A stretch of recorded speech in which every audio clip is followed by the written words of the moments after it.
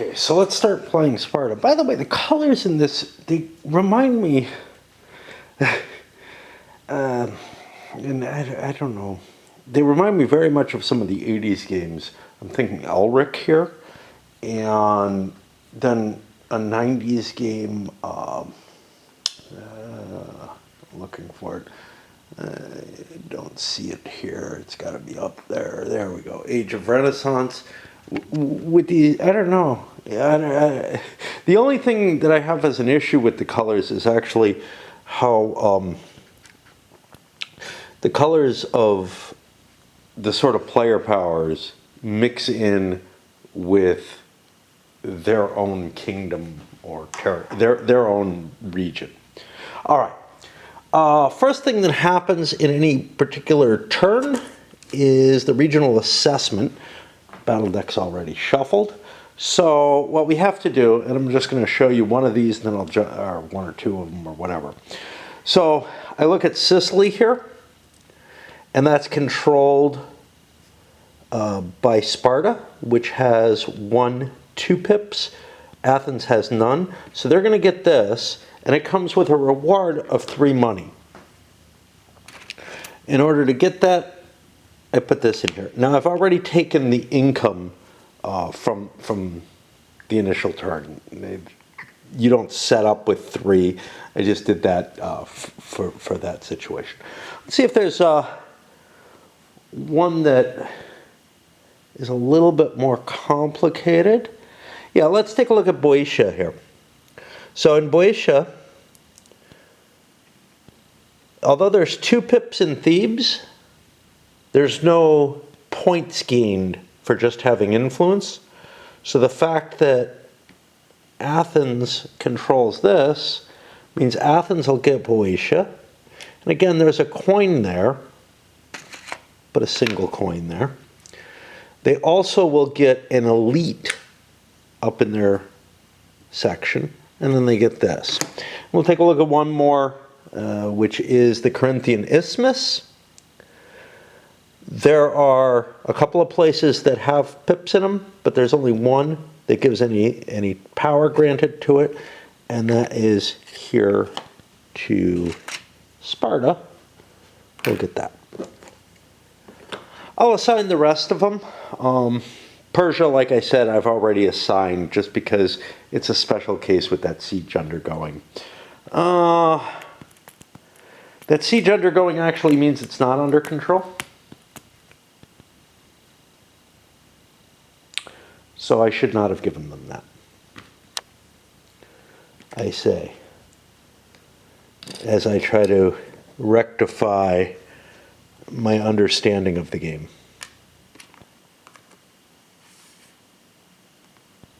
Yeah, it's a contested space while it has either a raid or a siege under it. Actually, while it's under siege, it's a contested space. A raid is something different. It just doesn't collect. I don't think it's actually contested. So we fixed that.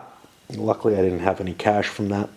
Most of the rest of these are all just one player has control of something of the region. So I'll just handle those now. A little bit, Aetolia here. It is Spartan controlled, and it's going to go to Sparta, and they're going to get this skirmisher and the counter. But you'll notice there's no boat there. That's because it's up there. I think I've already covered that, but I just wanted to spell it out again. I think we covered them all. All the areas have been assigned, except for Ionian Coast, which has nobody present there. And all the allied powers are unassigned. Persia being, although it has enough influence to be controlled by Sparta, because it's under siege, it doesn't generate any points. At this point,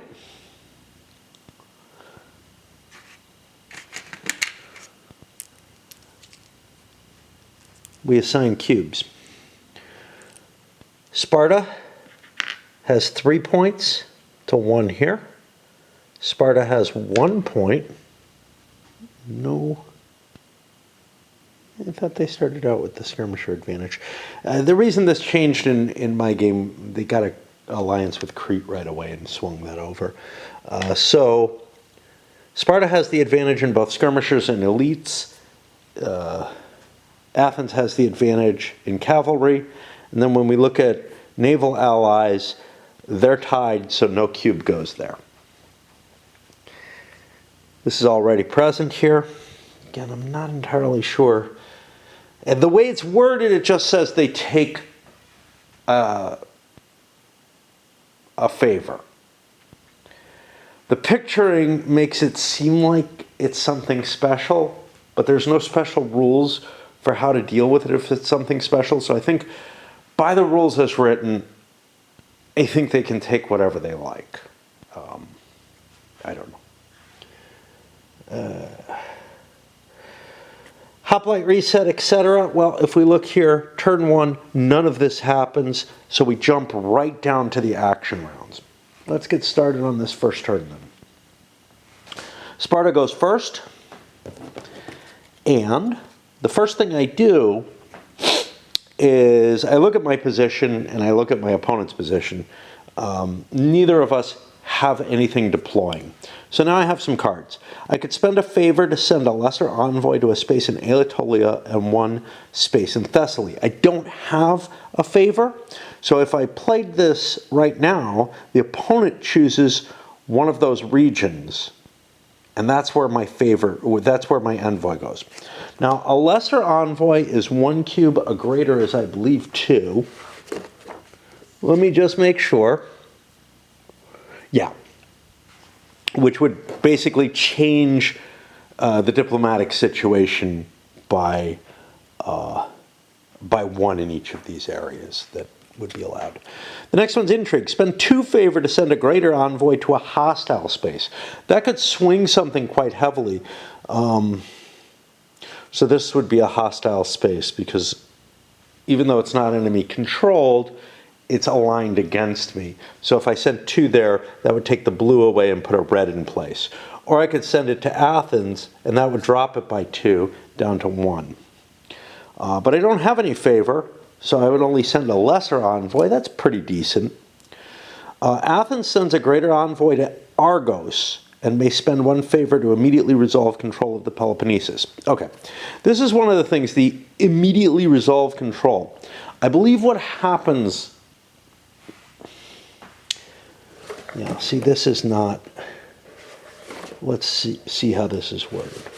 Whenever a player may send they choose to their uncontested capital,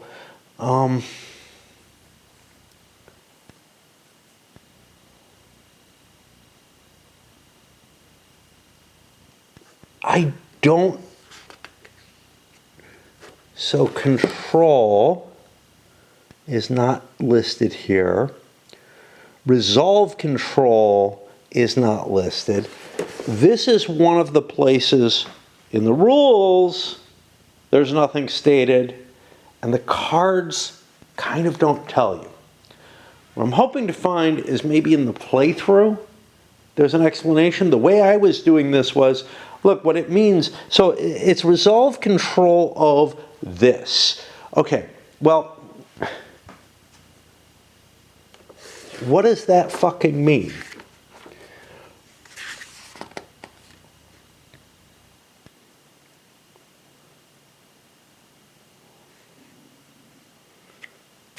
If we look, let's find where this is. There we go. Players check each region and ally to determine control. That sounds like what it is. Regional and ally control are distributed. The player collects each reward in their region and ally control. So what I think it does is, let's say, let's see, Argos. Where's Argos? Okay. Let's say that this greater envoy to Argos, which would be 2 pips, that would create a control there, okay? No biggie with that. Control of spaces is handled immediately and has no effect. But we're talking about control of the region.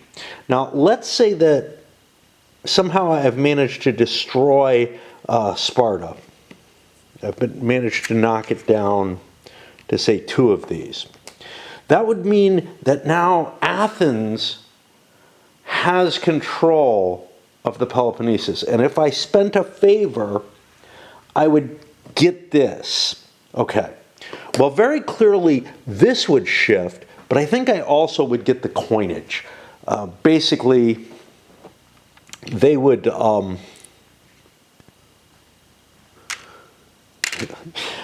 come under. It would be treated as if it was the beginning assessment.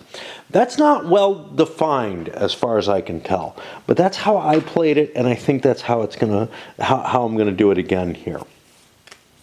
Veteran warriors. Choose and promote one of your assets. If all of your assets are already veteran or you have none, draw a battle card. That sounds like a good card to play. So far the cards haven't really helped me. Aegina Alliance. Sparta sends a lesser envoy to Aegina if already Spartan controlled, or to Athens instead. Okay, that one again might be safe. Military assistance. Spend a favor to draw 2 battle cards. If you don't have any, you can draw 1. Again, maybe. I don't necessarily want to spend a favor to get a battle card. But getting a second battle card, I'd still be able to draw. So, here's the question. Where's Aegina? Aegina's over here. That would put a challenge into the Athenian holding there, and I would get that. This would remove the card. Choose and promote an asset. This would be useful for battle, but right now I have the advantage with my assets. I could actually do it over on naval assets. I'm going to hold on to that. I'm going to play the Aegina Alliance as my required card to play for the turn. And that's going to send a lesser envoy to Aegina. Now that's going to be 1 cube, it goes here, but 1 cube matches the star, so I get this. That doesn't change the control of anything. This card is now removed from the game. I'll put it back here so that I can sort them out. The way the cards come set up initially makes it relatively easy to find some of them. Maybe not all of them. Like I said, some of the names don't match what they should. So that was my action card. Now I would deploy any mobilized hoplites or fleets that I have. Well, I don't have any that are mobilized right now. I don't have a leader under any of these. So I'll skip down. The next is to mobilize hoplites and triremes. So I could mobilize a fleet. Let's look at my battle card. Reduce an opposing allied fleet asset. I could mobilize a fleet to go relieve the Persian siege. That would get me a chance of getting Persia back. That doesn't sound like a bad idea right now. So let's look at my different leaders. If victorious in battle, you can spend a favor to gain 2 talents. If victorious, reduce participating enemy asset. The Navrich is a naval leader, which it would be cool to improve him. I don't particularly like this ability. If victorious in a battle, you can spend 1 favor to gain 2 talents. What's the other side? After a battle, you can spend 1 favor to gain 2 talents. If not possible, gain a favor instead. That's really nice, but when you're victorious in a battle, you get a favor. So,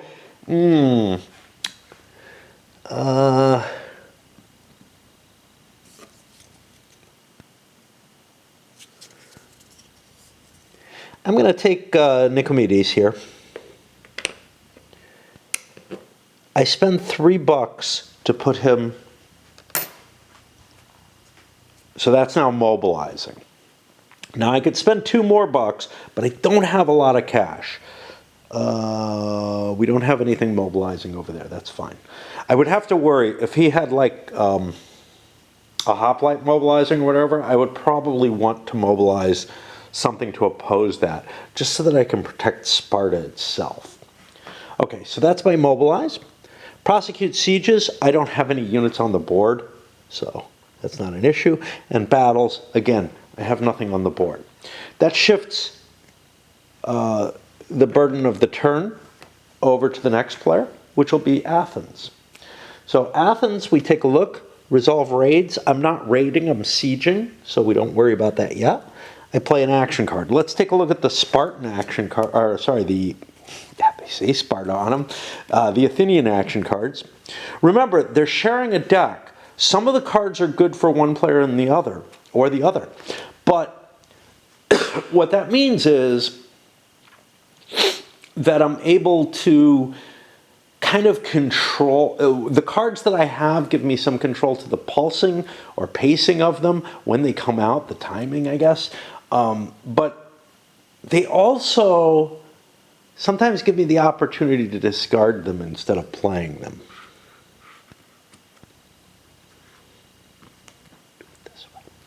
Okay. For the rest of the game, Sparta receives one fewer die in sieges of Athens. This is a cool card to have right away, the long walls. Great. And that'll last forever. Okay. You may place a cube on the Olympic Games map. This is an optional card that you throw in if you're playing with that. Okay. I forgot to play with this last time I played. It's okay, but the long walls. See, one thing that's nice about the long walls is I can play that as Athens is about to be attacked. So maybe I don't want to. Citizen colony. The controller of Athens sends a lesser envoy to a space in Cyclades or Ionian coast. That's appealing to me. This is a really powerful one. It allows me to, first of all, it could just give me a battle card, but alternatively mobilize a hoplite for free, and then if you then deploy it to start a land battle. That could allow me to sweep a force onto the board right away. So this is one I want to definitely hold on to. Traders within a city, you may roll an extra die during sieges this round. If you do not have any sieges, you may discard an action card instead. So if I had a bad card and there's no siege, oh, you know what I didn't do? I didn't discuss the scenario. Okay. Let's finish the last one here, because this one might be something I want to play to finish that siege, but on the other hand, discarding a card might be very useful. This is place a Helot uprising in Sparta. If the Sparta hoplite deploys to Sparta before the next Athenian round, remove the marker. Otherwise, mark Sparta as raided. What does it mean if Sparta's raided? So this would show up for now, and then if Athens gets another turn, it would turn into a raid, which would turn Sparta to uncontrolled and make it relatively easy for me to get control of the Peloponnesus. Now, I don't have the Argos card here, but he does. I don't know that. I'm just clarifying. Okay. Before we go any further, let's take a look at the scenario.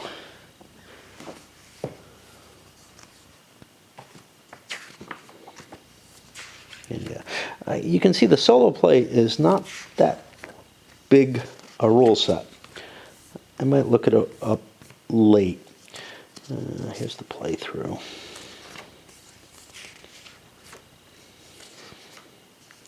First Peloponnesian War. This gives the setup, which I applied already, the strength numbers and all that. But here are the special rules. Oh, I didn't explain something.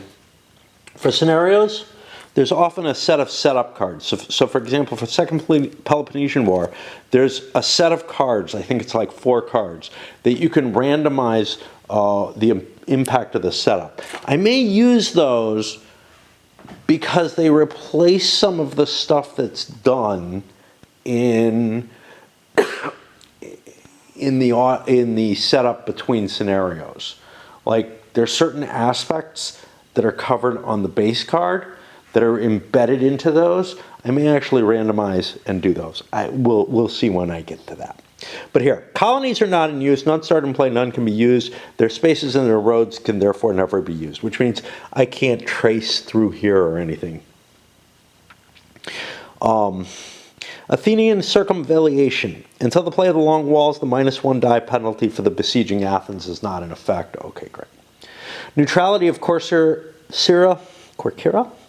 That's the Aetolian fleet up here. But now the one that's complicated is Persia and the Egyptian expedition. The Athenian fleet starts the game sieging Persia. This is an exception to the usual rules that only hoplites can siege and that only city spaces can be besieged. Yeah, because I'm besieging an ally, is what they're called.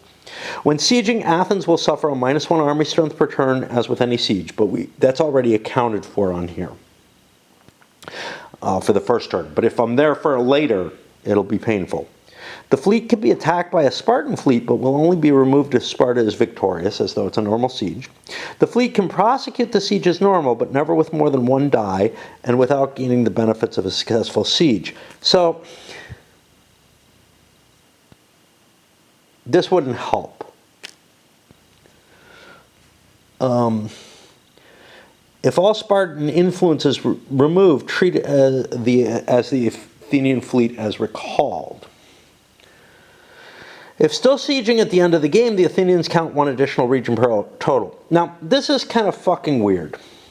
The fleet can prosecute the siege as normal, but never with more than 1 die and without gaining the benefits of a successful siege.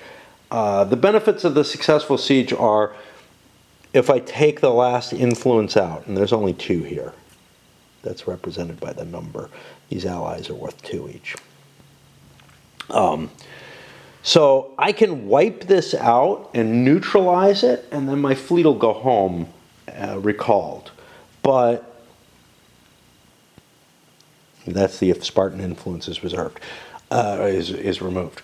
So I'm able to succeed at the siege and remove influence from Persia, but I'm not able to switch Persia over to my side. And then at the end of any deal actions phase, the Athenian player may return the and there isn't one in the first turn. The Athenian player may return the trireme to the player mat, spending the leader.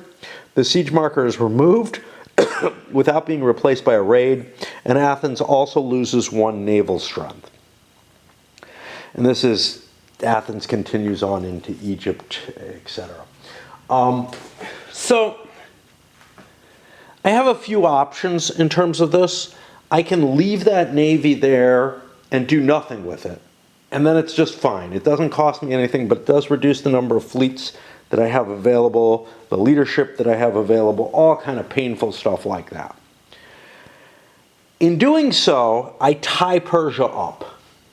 And at the end of the game, it counts as though I own Persia, rather than the Spartans.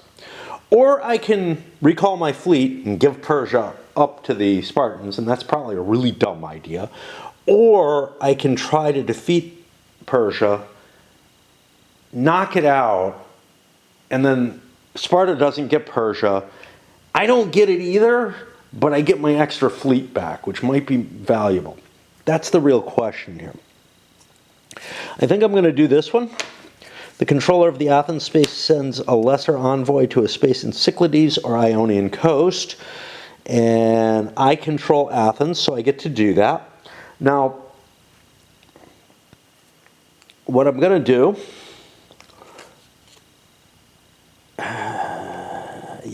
what I'm going to do is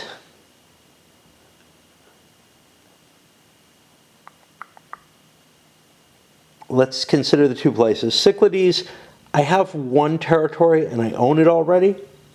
The Ionian coast, I don't own anything there. So I'm going to send something here to Samos. Now I could send it to one of these 2.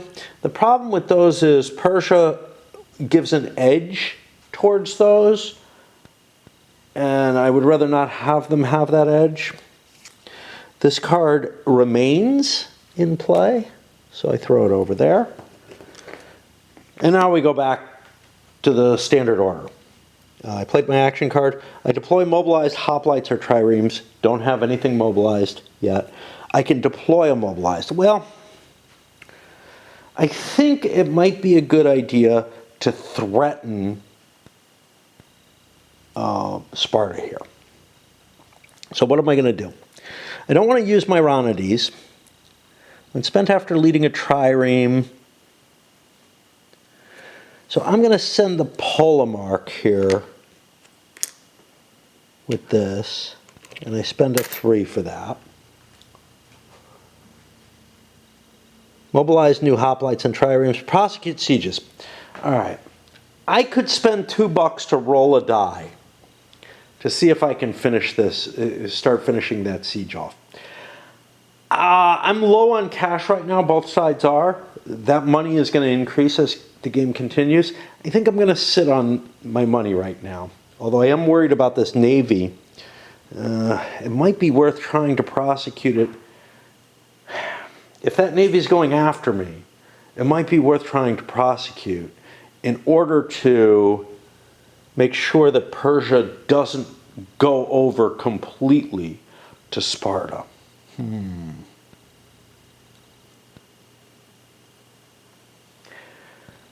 I think I'll hold, but it's a tough call. Him building that navy is painful for me. So I don't prosecute sieges. There are no battles, and that means we'll go to the second action of this turn. I'm going to take a break now. See, it's really, it's like after 4 in the morning or whatever when I came up here. So I should be sleeping, but I have some points in raid that I have to deal with and whatever. But, yeah. So, not a lot's happened, but what did we get here? We got a couple of diplomacy actions, and we're starting to raise the forces for the fight. A little bit more zooming in on all the decisions in a turn. I don't want to do that regularly. A lot of times turns just go by, somebody's building something. Kind of the key thing is what the card is, though. So, let's see what we got here. Greater Athens sends one to Argos. Yeah, it's much easier if I play straight through, but it's daytime now. It's Wednesday already. It feels crazy. Time just flies by for me, and I wish it would come to an end. Where's Argos? Argos is here. I don't really want this to happen, so I'd like to see a discard chance. 2 favor greater envoy to a hostile space. I don't have 2 favor. I'm probably not going to have 2 favor. Spend a favor to send a lesser envoy to a space in Anatolia and 1 Thessaly. I'm going to hold on to this. 1 to get 2 counters is pretty good. A favor to draw 2 battle cards or draw 1, maybe. Choose and promote one of your assets. Right now, I'm about ready to send a fleet, so this is a good one to play. I believe, let me check, because assets may only be these. It's veteran warriors. I think of fleets as assets, but this is a matter of, hey, let's find the definition of something. Asset boxes is on 3. I've got this fear. Elite skirmishes and Cav at the top, and the Allied fleet holding area. Okay, cool. So that allows me to flip my Corinthians over. Ideally, I would be flipping something that I have more control over. Like Corinth is at risk, but this is what I want right now. Obviously, I didn't have any raids underway. I don't have any pieces on the board yet. Deploy mobilized unit. I must deploy Nicomedes here. Now, I was going to go deploy him to attack this. Is that what I want to do? Or do I want to hold on that?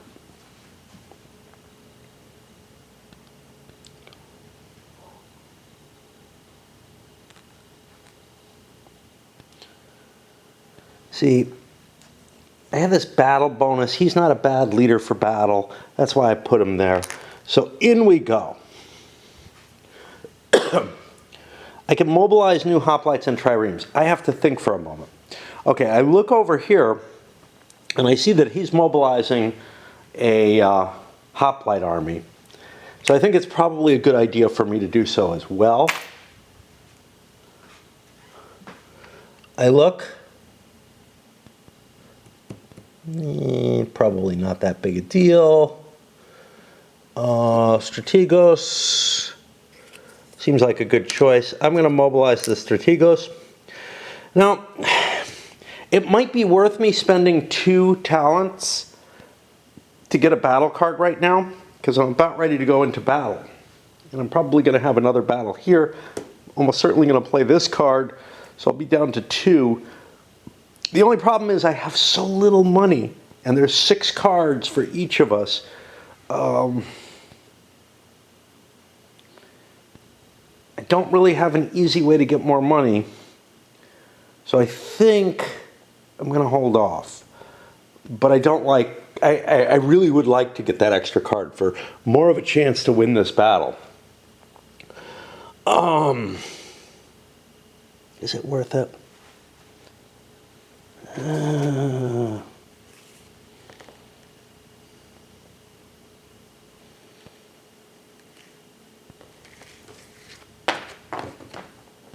See, it would kind of knock me out of contention in terms of throwing fights into play. And I kind of need, I just think I need the extra troops. Okay. The capability to put another hoplite on the board. I'm not prosecuting any sieges. I'm not going to mobilize more forces for the same reason. I want to be able to flexibly react to whatever Athens is doing. And Athens has 3 coins over here, so or 3 threes. So they have a lot more power than I do. We go to a battle. Okay, this is going to be a sea battle. So we calculate the strength first. +1 for the size with the largest combined value of allied fleets. I have a 2, they have a 1. I should have a cube in here to indicate that I'm getting a +1 for that. Higher on the Navy track strength. That's Athens. They take me down. The player holding the control tile of the battle region. Well, this is interesting, because we're actually not in a region. I think it just doesn't apply here. What we can do to make sure of that is check the scenario, but I don't think there's anything. Yeah, it talks about the battle, but it doesn't talk about a bonus for control. So I think there's no control here, even though this is a pro-Spartan space. And the question is, if I had controlled the ally, would I get the bonus? And I think the answer would be yes. So here's the thing. Normally you can't attack allies at all, okay? So this is a special case rule entirely. So I would be making a one-shot on-the-fly decision on this kind of thing. I think there's one other scenario where there's a weird siege going on, which I think is probably of an ally, that the designer pointed out to me. It's great. One thing that I like about Van Beerden is that he actually really pays attention to the videos for his games and whatnot. Even ones that have been around for a while, as opposed to, you know, these early reviews and everything, and is very responsive and very reasonable in his responses. I don't feel like there's any kind of defensiveness or anything like that, and I think that's a fantastic aspect. There are other designers that I feel the same about. I just want to point that out here. He seems like somebody who, this is one of the things, he seems like somebody who would be really easy to work with as a if I was, you know, a developer or a playtester or something like that, directly dealing with him. My playtesters should be dealing with the developer, but he just seems completely reasonable, open to suggestions, open to ideas and critiques. And it's such a shame to me that, you know, I feel like Compass has kind of let him down on this. Okay, so now where do we hit next? And this game I don't have too much. There's a couple of places where the rules are a little fuzzy. Nothing that can't be cleared up in errata. The only thing I have with this game is I have a real hard time figuring out how to manipulate it properly, right? The concepts are a little different. Okay, so that gets us to here. Now we each get a battle card because both of us are at 1. Sparta's the attacker. I have 2. If not in play, gain the Phoenician fleet asset. You can pay 2 talents to promote it. If already yours in veteran, gain a battle strength instead. Reduce one opposing participating mercenary or Phoenician asset. So neither of these is all that good. This one is really good. Reduce an opposing allied fleet asset. Then you can reduce one of your own assets to gain a battle strength. This is particularly valuable. So I get rid of the Cyclades fleet. Now this is actually gone for now. I don't know quite where to put it. If I can remember, I'll put it here. That's to remind me that that needs to get rebuilt. It doesn't go over here. That would mean that it is rebuilt and just needs to be deployed or something. Then I may reduce my allied fleet assets. I'll do that because Corinth isn't that advantageous to me, and gain a battle strength from it. I didn't change this cube, so I don't get an extra strength from that. That puts me over here. Land battle, that's just not going to help me. Here, I could gain a battle strength, reduce one of my participating assets, if any. That just gets me a battle strength. And that's in sea or land. Or, if I have the larger force army advantage, I could do ship-to-ship combat, but I don't have that advantage. But I do have this. I don't have any participating assets, but that's not a restriction, so I'm going to drop it back down to 0 by playing this. Now I'm over here. Now, this one just doesn't apply. There are no mercenary or Phoenicians. And this one, I could gain a Phoenician, but I already have this cube. So I'm going to hold on to this card. It might be useful to me in some other battle or something. I don't want to just burn it. That gives it back to Athens, who has an option perhaps to win the battle, except they have only a land battle card. And so the result is a 0, which means we've hit a tie. And let's skip this and go down here. Both players reduce their army or navy strength by 1. Okay. And now we each roll a die to see what happens. Nicomedes is dead. We'll put him in the box. Nothing happens to the Athenian. Now, whether Nicomedes died or not, we just fought a battle. He goes home. My deployment was a failure. But if this guy was raiding, if he wasn't sieging, if he had just moved there, because once you raid, you either go home or you're sieging. If he had just moved there, he would also have to go home normally. But instead, he manages to stick around because it's a siege. So that was the first turn. Sparta thought it had an advantage. It failed to take advantage of its advantage. That means we go over to Athens. And I got the Hewlett Uprising. I know he's building one of those, so it's a bad turn for it. Draw a battle card.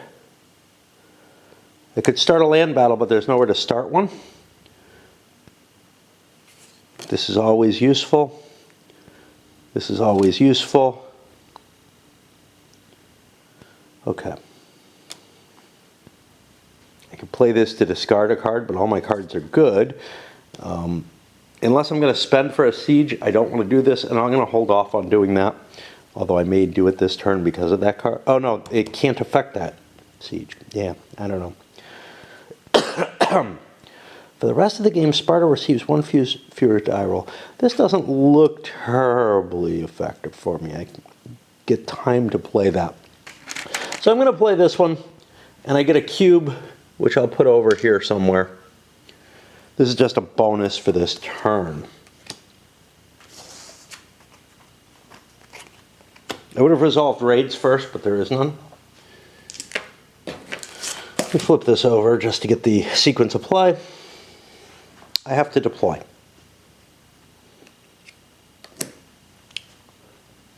What do I want to do? It's a good question, right? Wherever I go, he can follow me and fight a battle, which he probably will. It's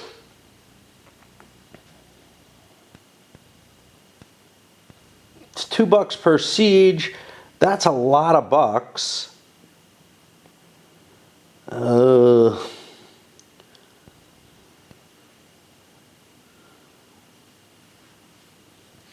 I could just go to Sparta and I could take a lot of points away from him, but I don't have any real reason that I would do that, particularly at this point. I'm just looking for a place I could go. So actually I can't even reach Sparta. I have to walk there.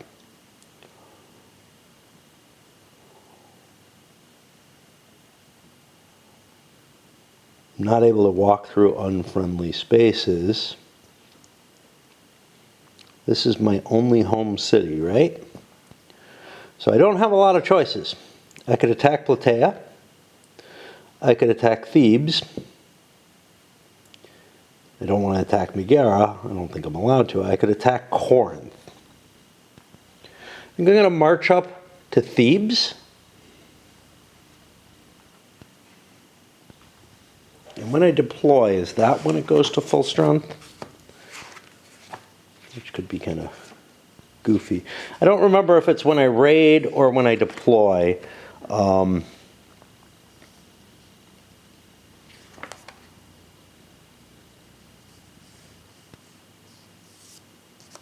don't think so. Yeah, it's when I perform the raid, when I take an actual hostile action. I'm just walking around in Thebes right now, which is just fine. So that was my deployment. Now I can mobilize. What do I want to do for a mobilization? Well, my land units don't have a great capacity to get anywhere, right? So that is kind of problematic. I've always got my emergency if I need to defend Athens against him. So the thing is, he might attack me in Thebes. He can just march up there. He doesn't have to worry about tracing lines or whatever. Or he might try to take something like Megara from me.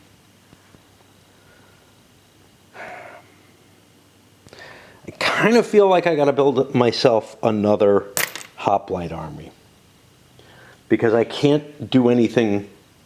I can't do anything about his hoplites with a fleet.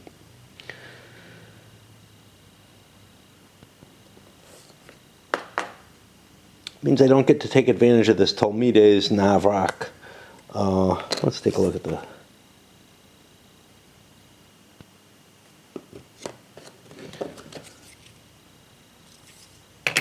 Let's get him improved. He can improve in land battle, and then he becomes a better naval leader, which is weird, but whatever.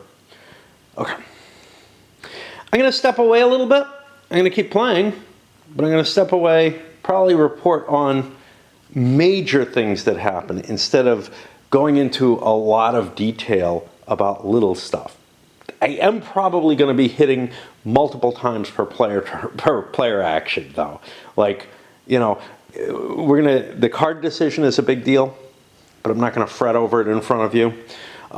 If there's a battle, that's a big deal, right? Stuff like that I want to kind of zoom in on still to give a little bit of view of what's going on. Okay, let's zoom ahead. First card I played was this. Gave me a free battle card because I'm going to battle. Deploy. I'm marching in to take pressure off Thebes. Now, I could allow him to raid Thebes, and that would give me control of Thebes, which might be a clever move anyway, but I chose not to do that for various reasons. I choose not to mobilize another unit. Sure, Athens has a unit they're mobilizing, They could hit me with that, but yeah, I don't think I can afford that. No, I was gonna choose not to, but screw that, man. I'll put this guy in. Yeah, I have to react as far as I'm concerned, because otherwise he can gain too much of an advantage. But he's got this cash advantage, and that puts me in a problem. I've only got $1 left in my emergency. Okay. And no sieges, on to battles. Okay, time to count the battle strength. Let's get the chart, just so I remember. Okay.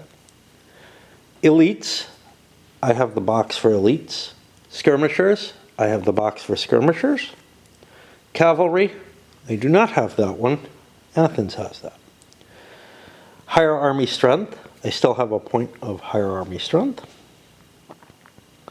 And the control tile, Boeotia. Boeotia's in Athens' hands. That drops me down by 1. That will, of course, change at the end of the turn if Thebes is under my control. But Thebes probably won't be under my control. Okay. I did not draw battle cards yet. So each draw one. I'm still allowed a 3rd card. I'm the attacker, so I have to choose first. Reduce an opposing participating mercenary or Phoenician. Yeah, that doesn't help. Reduce one opposing participating, and then a fleet one. So I have to pass. That doesn't knock me out. I could be holding on because, hey, I'm in the lead. I could be waiting until Athens plays one. Reduce an opposing elite asset. Then you may reduce your own skirmisher to gain a battle asset. I don't have any skirmishers. Reducing the elite doesn't get me an advantage, but it would hurt him. A general's fate. When rolling leader fate, both leaders will use 2 dice, and you decide the dice that affect each one. That seems like a good choice. No? See, I have the Polemarch, who is a position. Do I care what he becomes? When he becomes spent, you discard a card. That's a powerful ability.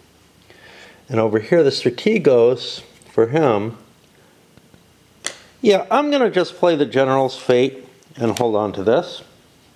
He again passes. He has nothing to play. Do I want to do this?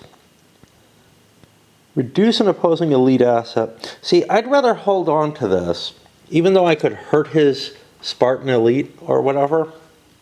Drop him from veteran. And overall, that would just help me throughout the game. Yeah, but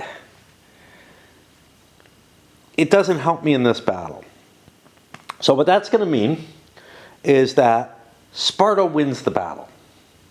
Let's get the victory conditions. No, victory conditions actually don't happen until leader loss checks.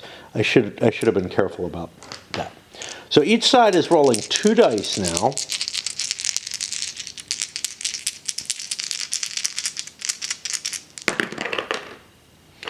All right, Sparta succeeds no matter what. Athens succeeds no matter what. Not the results I would have liked. So we go up. He goes up. In terms of battle results, the victorious player loses 1 and gains a favor. I'm not going to take that one. I'll take this. Okay. And the losing side loses 2 points of army strength. This doesn't change much, right? It's still a 1 point difference on the battle table. But the thing is, if you hit 0, your battle strength for the next turn is further weakened.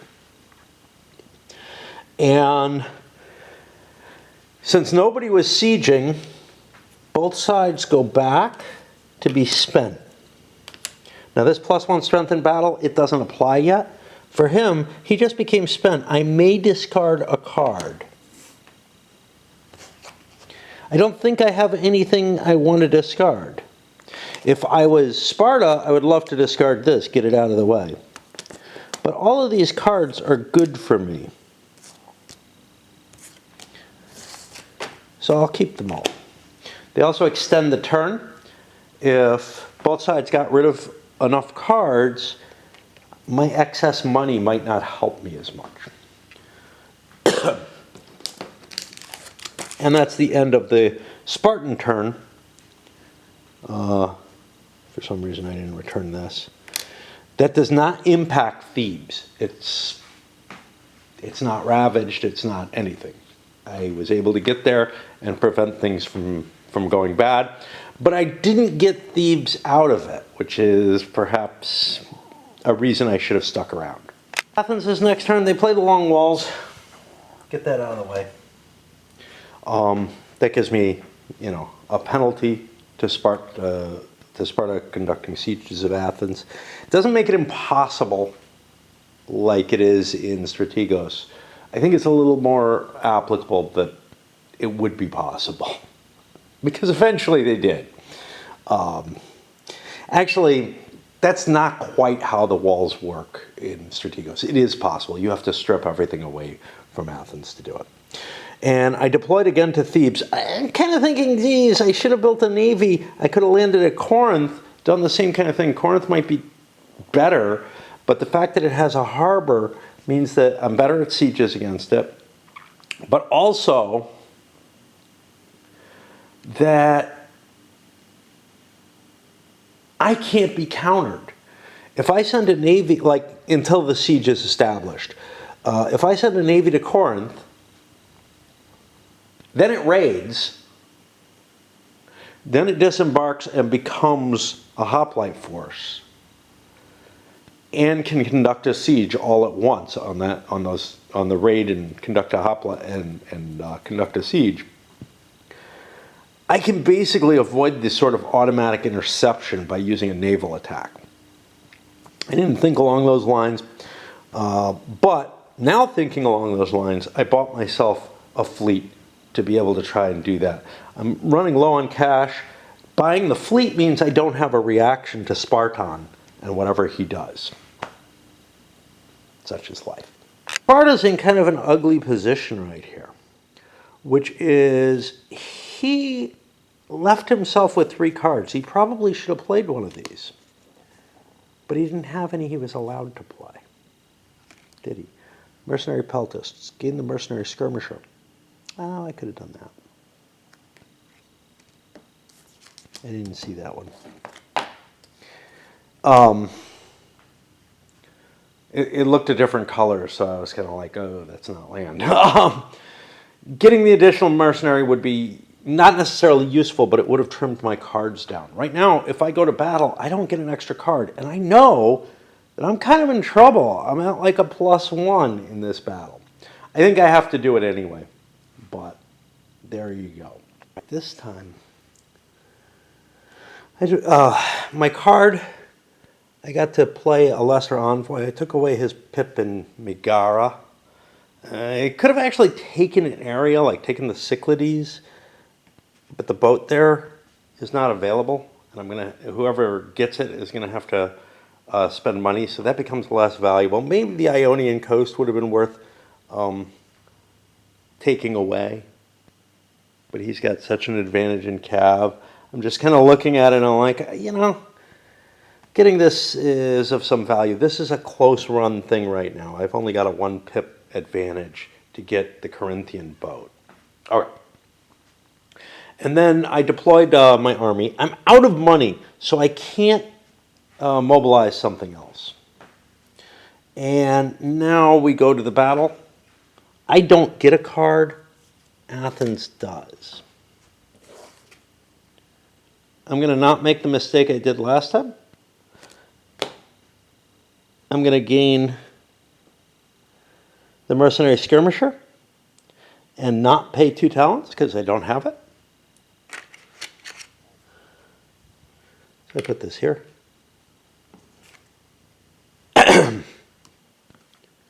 Oh, we didn't calculate. It should be the same as last time. I have 2. I have 1. Boeotia is theirs, but I have a higher army strength. Okay. I just hope that Athens is unable to increase their combat capability.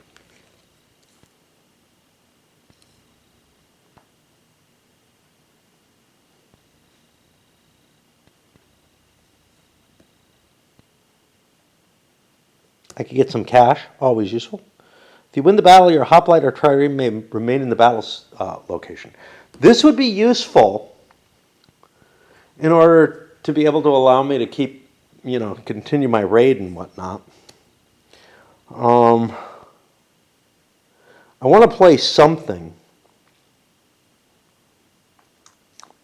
I'm not going to win the battle, as far as I can see. So I'm going to play this to get myself 2 talents. Some quick cash. Sparta, I'm at 2 cards. 2 cards is fine. So they'll hold off. They're going to get the win this time. We check the leaders. Nobody's advantaged. Both sides have to go home.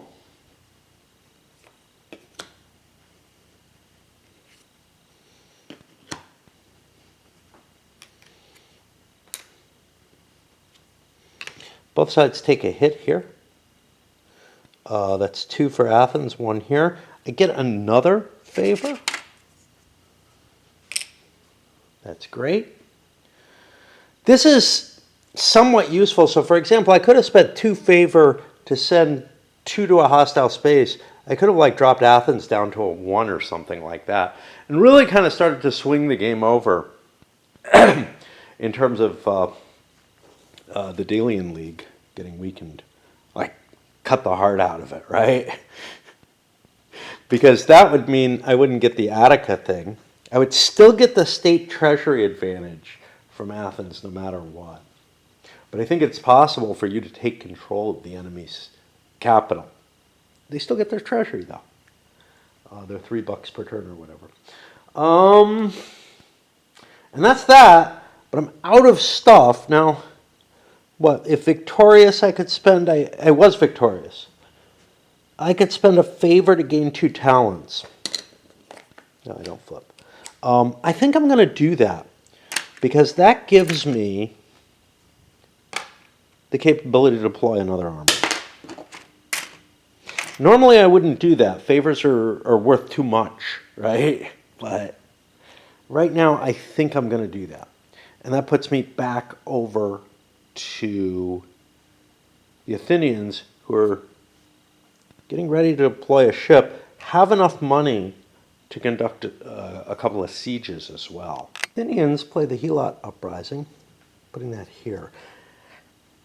I don't know if it's the optimal time because they have some money. They also have this, which is of more importance. But what this does is, if the Spartan hoplite deploys to Sparta before the next Athenian round, remove the marker. Otherwise, mark Sparta as raided. That will cause... It doesn't cause the Peloponnesus to fall, which is kind of the problem.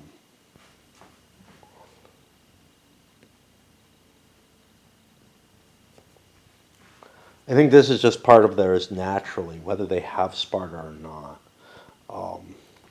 So Sparta being raided wouldn't, and losing control of it wouldn't take that income away or anything. The difference in this game, or a major difference between this game and Strategos, which I do see is very similar, although Strategos is bigger and much simpler types of mechanisms in play. But there, each city you have provides you with an income. Here, basically your income comes from control of the area. I kind of like the area control mechanism better.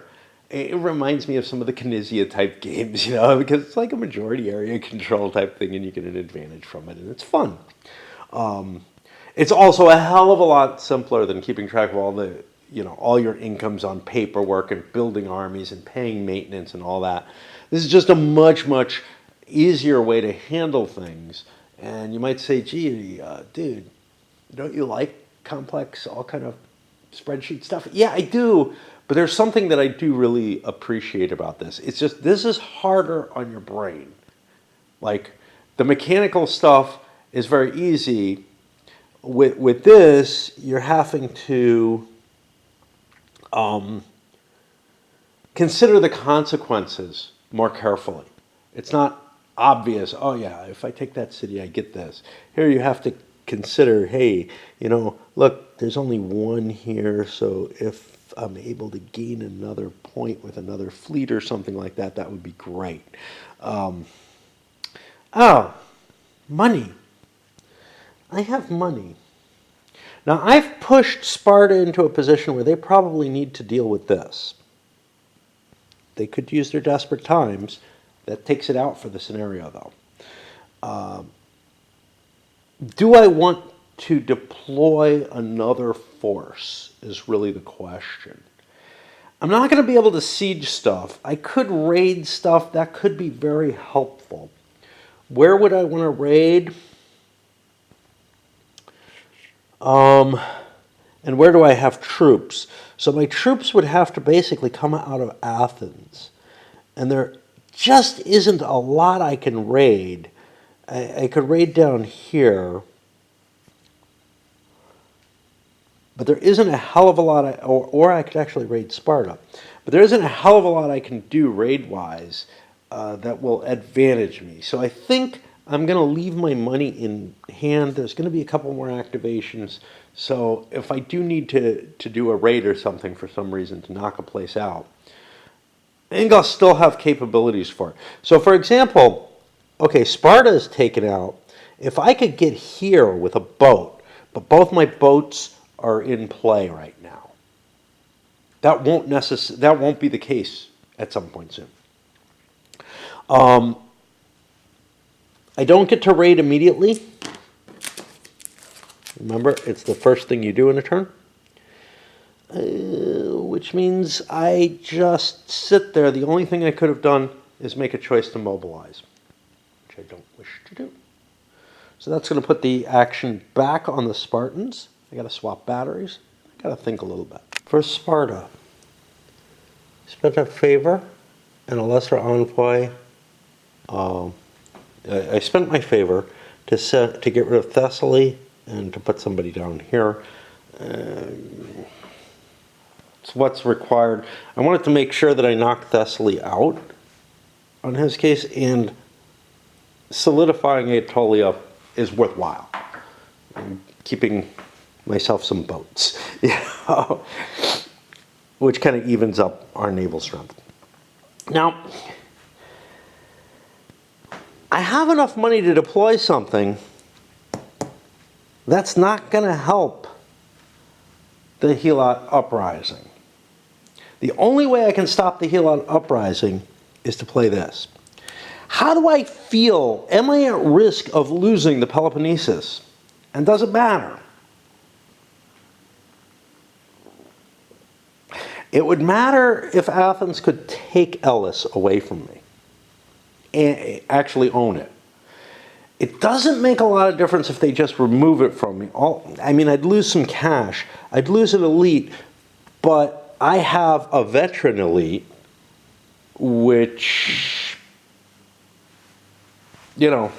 gosh, that's going to beat his Boetians, which he currently has. There's a danger of Corinth falling. There's not much I can do about that. So I think I'm going to hold on to this and let the Helot uprising happen.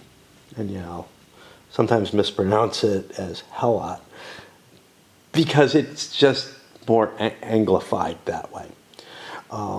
And I'm going to mobilize, though. I'll mobilize my Polemarch, I think. What does he do? Oh, that's useful.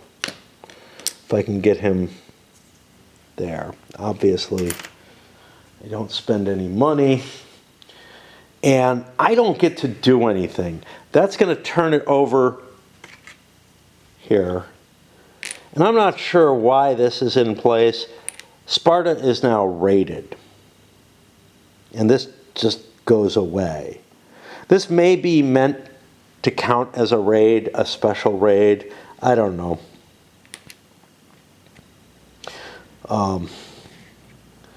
But it'll be easier for me if the raid marker's there. This card goes away, it won't be coming back. There might be others for other periods. I don't think there are. This was a big deal.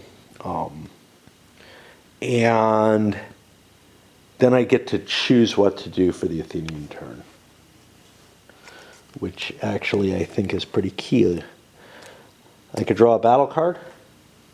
Potentially being threatened might be worth it, but this is terribly valuable, actually. Or I can roll an extra die during sieges this round. I'm planning on sieging this round, so I'm going to play this. And what else? Yeah. Do I want to roll this and be able to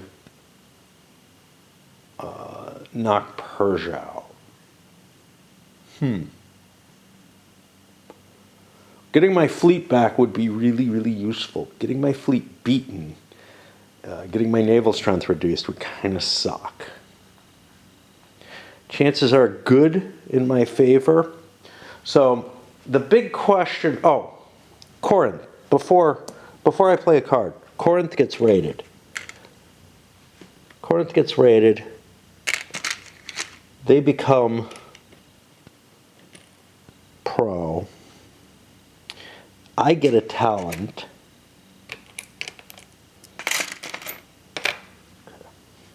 And I'm going to stick around in order to siege. That was the whole point. So this goes away and becomes an army with a siege marker. Now I'm established, I actually have to be beaten back. The big question is, do I want to do a deployment or mobilization, or do I want to hold on to cash? I have this home garrison card. If anything gets too ugly, I can just launch a battle to defend myself.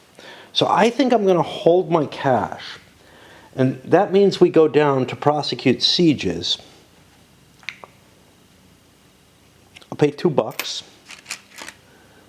I'm going to prosecute that siege. I'm not going to prosecute this one because the die roll doesn't help me here.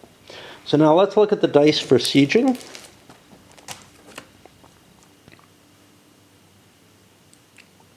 Wow, this isn't good.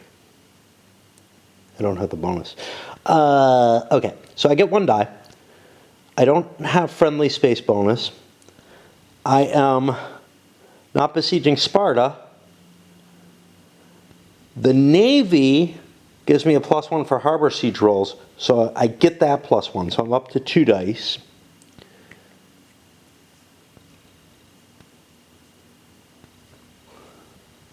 And then this card gives me a 3rd die. So I roll.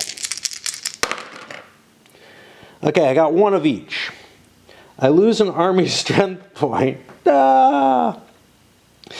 I reduce this down to 2. Now that doesn't wipe me out or anything, but it does mean that my army is badly depleted for next turn.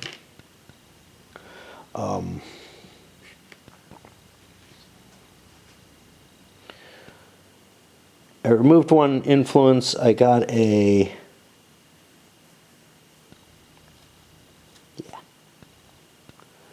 And I get to continue.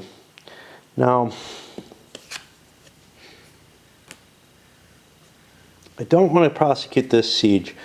I got 2 more rolls for next turn, so I will hold. Might have been a good idea to keep this battle card here. I don't know. This is the last turn for both players.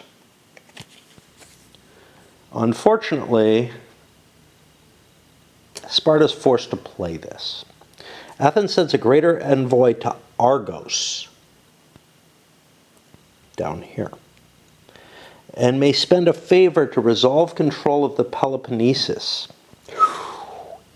That's a big deal. So if I blow my favor here, and I think I want, oh, how about Athens? If I blow my favor here, what we've got is 2-1 in favor of me. So I'm going to do that. And that means the Peloponnesus switches sides. First thing is, this goes over. That gets rid of this cube. I also think that I get the $3. Again, this is not absolutely clear, right? I could be playing this wrong. The thing is, I have 2 pips, they have 1. This has been torched. I should not have allowed the Spartans. I should have played the desperate measures. This one hurt me. Not realizing what my cards would interact, how my cards would interact, was really problematic. Oh, do I want to leave him here? Yeah, I fucked up. I fucked up royally with the Spartans. I could launch an attack here at Corinth and try to drive him away. My battle cards aren't good. Another reason why I should have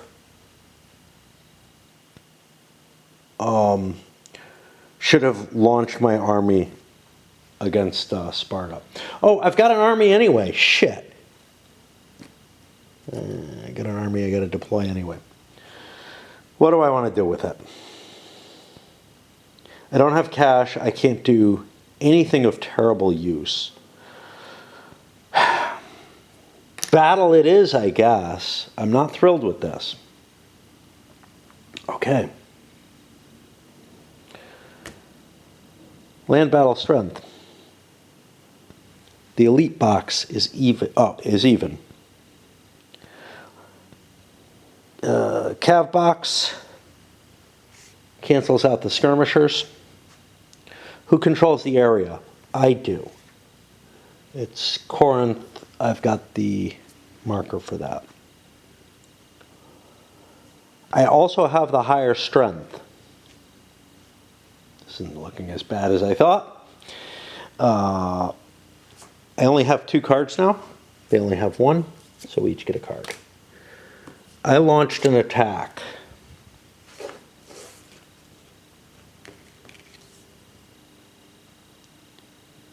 Lesser envoy to a non-enemy controlled space in the battle region. Could be useful. Could be useful. Except it's not. Unless... Okay, I could send a marker to Megara. That's probably useful. Reduce one opposing mercenary or Phoenician. I don't have any of those. I'm going to play this and send a lesser envoy to Megara.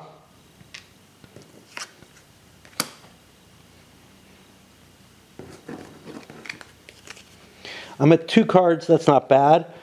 I could reduce an opposing elite, though, and then reduce my own skirmisher. I don't have a skirmisher. Rewards of victory. The winner gains a favor in addition to their other victory cards, or I could gain a battle strength and give the opponent a favor. That's sort of a Pyrrhic victory, although it's Pyrrhic for the people who are present. But let's think about what that would do.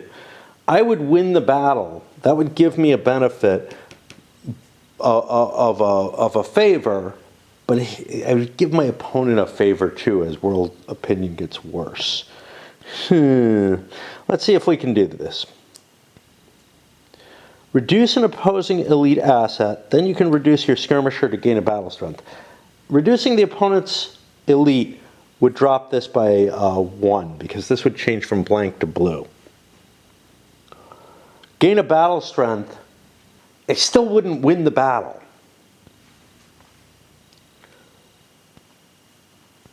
I still wouldn't win the battle. So that doesn't sound terribly valuable. I certainly don't want to play this because I'm not going to win. So I will hold off and hold my 2 cards. That gives me some advantages of surprise and whatnot for another battle, if the Spartans can remember what they're doing.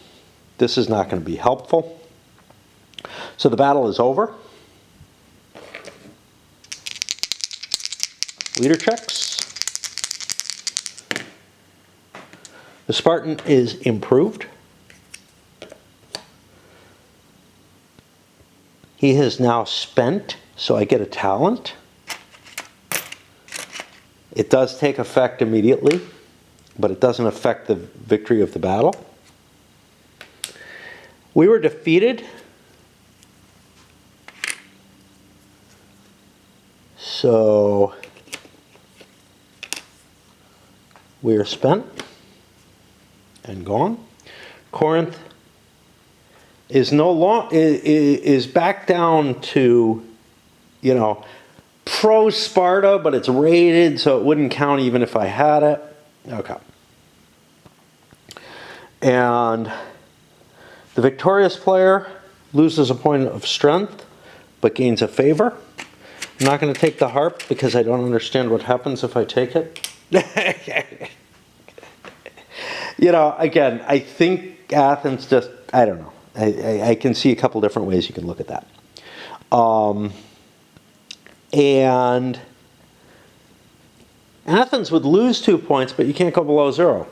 So the weak Athenian army doesn't get any worse.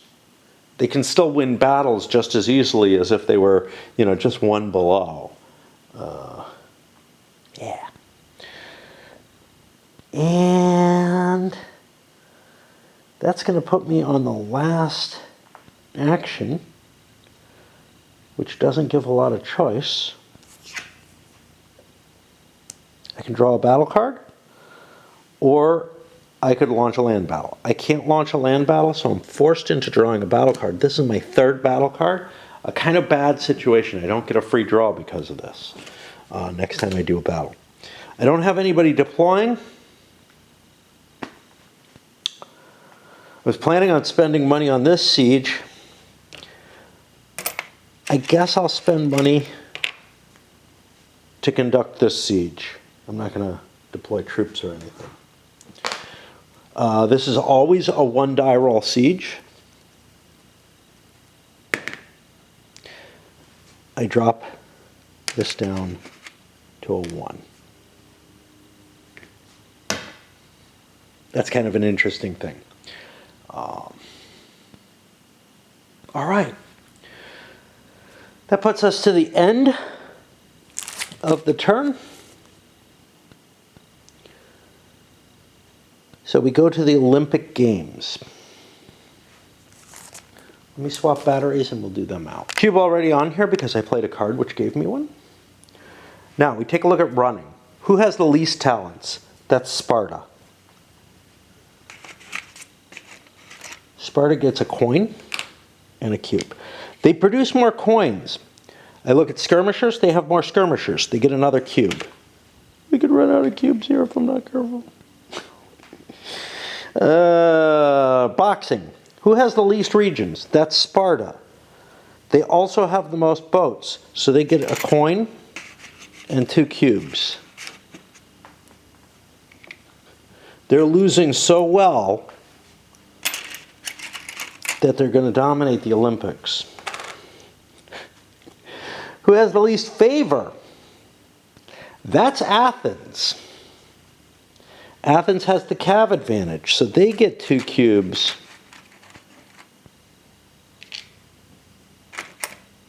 and a coin. Who has the least battle cards? That'll be Sparta. Sparta does not have the most elite points. It's even. So they just get a coin and a cube. Who holds the Olympic favor? Nobody to begin the game. Demobilizing leaders. There aren't any on the board, except for this. Breach the truce. Nobody breached the truce. But I have Myronides here who's unspent, so he gives me an extra die at the Olympics. Okay, you can see it's a slight advantage for Sparta. We put them in, they sound like, I think it was a Dukes of Hazzard. pulling buckshot out of somebody's ass and dropping it into a little metal thing. There's two, well, okay. So Sparta wins the Olympics. Now, unlike the die roll Olympics, all I get here is this. But that's okay. I've gotten plenty of cash. And this guy's gotten cash as well. So, you know, it's not just a, hey, he who wins gets this, he who loses gets that. What's kind of nice that I like about this is that the winner can get more cash. I don't know if that's the end of the turn. I mean, it is over on there. But let's take a look here because there are things that are going to happen in between turns, and we're going to hit that as well. So we find this. We find it, we find it, we find it. We did the Olympics. Once all hoplites in the Olympics will be held. The turn marker is advanced to the next turn. Aetolia will get this. I'm going to have to find Aetolia and put that there. It doesn't go on here. It's already built. The Cyclades one I have here to remind me that whoever owns Cyclades can buy it. And then, let's find. Victory phase. Oh, new leaders come in. That's going to be Pleistobanks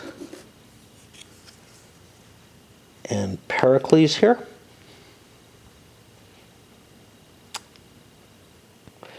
And then we check to see if we're on the last turn. All leaders are moved from spent to ready. So we get our leaders back.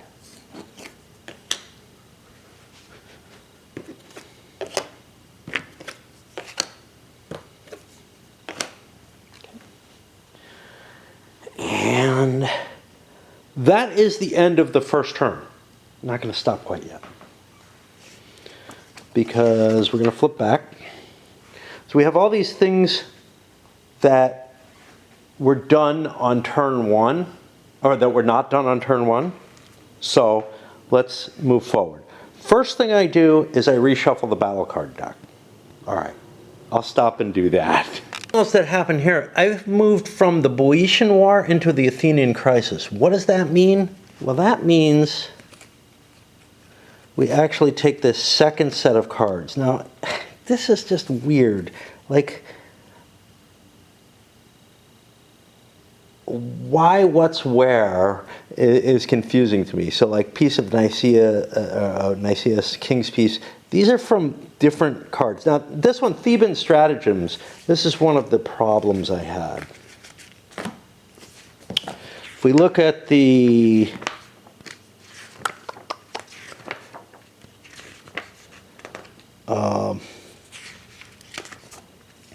if we look at the scenario setup for the First Peloponnesian War, it tells me the cards that are supposed to be there. And here it lists them: Delphic Oracle, Fleet Action, Stratagems, not Theban Stratagems, Stratagems. But there's no card that's just called Stratagems.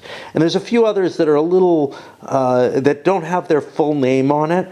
So this is the only one that I could guess that it was, so I threw this in. And I don't think it's that big a deal either way. So now what's going to happen is that these cards are now going to get shuffled in with the remainder of the deck. The discards stay there. They'll go in eventually when the deck runs out, if the deck runs out. Which is a big deal. So if you discard something like the Long Walls or the Helot Uprising, it could happen much, much later in the game, just because it's getting delayed by a significant amount by being in the discard pile. When I get to the end of the scenario, I think the cards that are in there actually do get culled a little bit if playing the multi-scenario game. But again, that's kind of a patching together to make something work, to make people like me happy. Because I really like to play things with broad scope. Like if this didn't have that connected situation, one scenario connects to the other, I would be really disappointed in the feel of it. It would feel kind of like Imperium Romanum 2 over there, which, I'm just like, yeah, but I want something to tie it all together, to make it all one game. All right, we're running low on battery, and both of those are charging, so I'm kind of in a problem situation. So I reshuffled the battle card deck. I did this. We go to the regional assessment. For this, there's a few things I could do. I could put the regional cards back out, but I think it's easiest just to look at these. Sicily is going to stay his. Aetolia stays his. Corinthian Isthmus. I still control that because I have this one. Okay. Let's go and look at these. Chalkidiki stays. Boeotia stays. Attica stays. Peloponnesus. Do I keep it? I have 2 pips to 1. These raids are still there. Thessaly, I have lost Thessaly. That means the Thessaly horse goes back up here. Okay. And Cyclades I still have, so the boat is going to stay in its unbuilt position. Okay, now we collect rewards. That's pretty easy. The Aetolian boat is going to go over here. That doesn't change this. And I get $4 plus my income of 3. So that's going to be $7. And now I have a lot more cash on hand for the turn. Likewise, I go over for the Athenians, and I get a harp. And I look at the positions. There are no counters here, so I'm fine. So I look at 3, 6, 7, 8, 9, 10, 11, $14. Some serious cash. There's 12.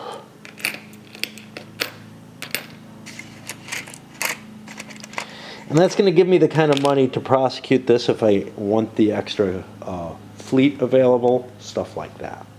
Okay. Hoplite reset.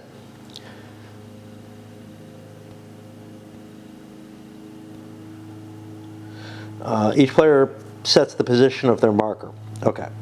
The base position is going to be 4 for Athens and 6 for Sparta. Sparta had the higher amount, so they get the 6.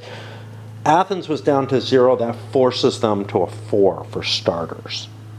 But then, I have a friendly siege underway, so Athens loses another one. But uncontested megalopolises gives me 1. Sparta does not have an uncontested megalopolis anymore. They've got a raided one, which isn't going to work. So that's our starting strength. Then we go to shipbuilding. Both players are allowed to spend money on shipbuilding to increase their navy strength. Sparta has the first option.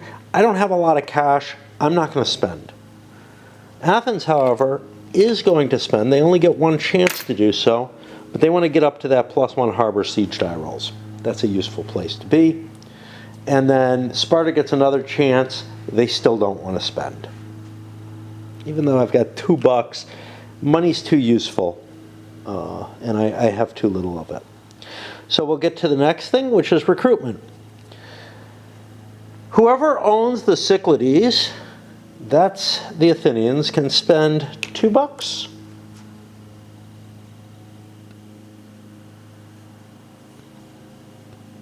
Or is it 1? I think it's only 1.